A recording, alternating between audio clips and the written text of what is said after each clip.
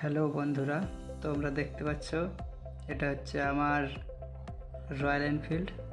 তো আমরা আজকে ইচ্ছে করেছি বা ভেবেছি যে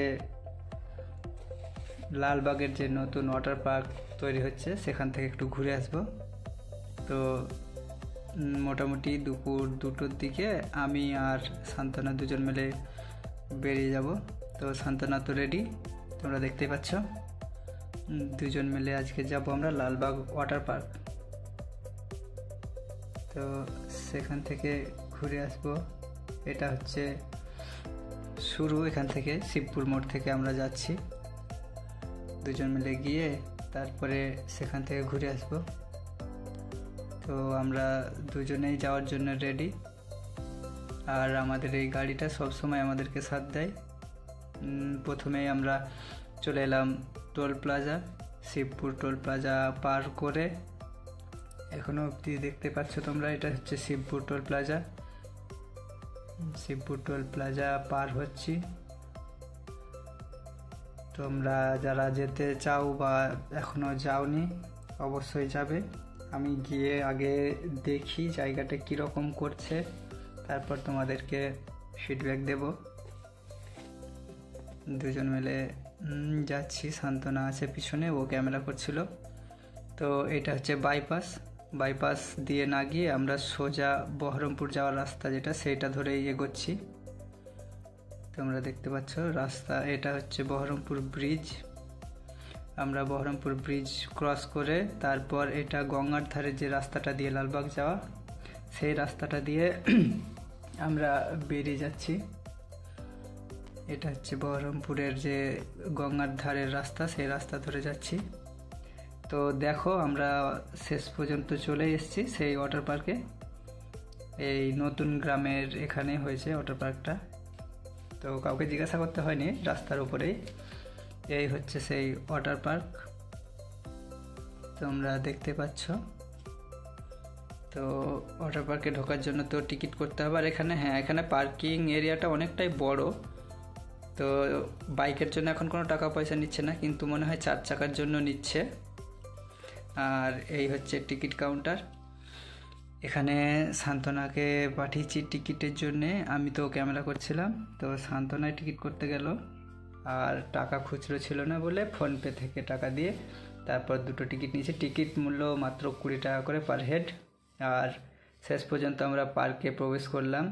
কিন্তু কি বলবো বন্ধুরা, এত গরম, ওখানে এত গরম, আমরা ঠিকভাবে ঘুরতেই পারিনি, শুধু গাছতলাতে বসেছিলাম।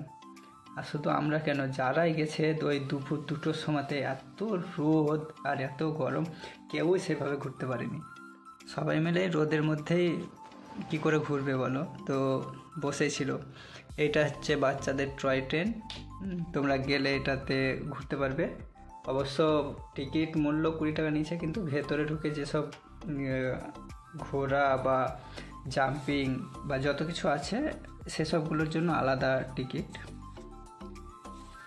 আর ঢুকে দেখলাম পার্কটা এখনও সেভাবে কিছু তৈরি হয়নি, কিন্তু বাচ্চাদের জন্য এখন ঠিকঠাক। কিন্তু ওয়াটার পার্কের যে সেটা কাজ চলছে এখনও। ওয়াটার পার্কের কোনো কিছু সেভাবে হয়নি বা হয়ে ওঠেনি।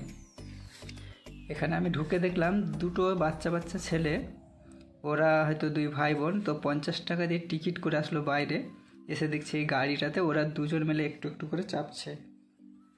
ওরা দুজনেই এই গাড়িটাতে ও একটু করে এইভাবে দেখছিলাম ঘুরছিল। কিন্তু এই রোদের মধ্যে দেখো যে ঘুরিয়ে নিচ্ছে গাইড, সে ছাতা নিয়েছে। আর এইটা হচ্ছে এক সাইডে একটা অনেক বড় পুকুর রয়েছে, যেখানে বোটিংয়ের ব্যবস্থা আছে। তোমরা চাইলে সেখানে বোটিংও করতে পারো। আমি গেছিলাম, কিন্তু ওই দুপুর টাইমে দেখলাম বোটিংয়ের হয়তো সেভাবে কোনো কিছু করেনি, কিন্তু এখানে বোটিংয়ের ব্যবস্থা আছে। আর পুকুরটা অনেকটাই বড়, লম্বা। তো পুকুরের সেরকম দেখার কিছু নেই, মাছ বা কিছু নেই, শুধু বোটিংয়ের জন্য বোটটাই রাখা আছে। দেখো বোটটা আমি তোমাদেরকে দেখানোর জন্য একটু জুম করছি। এটা হচ্ছে সেই বোট। আর কি বলবো, এত গরম ছিল। আর এই দেখো, এই দিকটাতে হচ্ছে ওয়াটার পার্কের কাজ চলছে। এটা এখনও ওয়াটার পার্কের কোনো কিছুই হয়নি, বাস শুধু তলাটুকু হচ্ছে শুরু।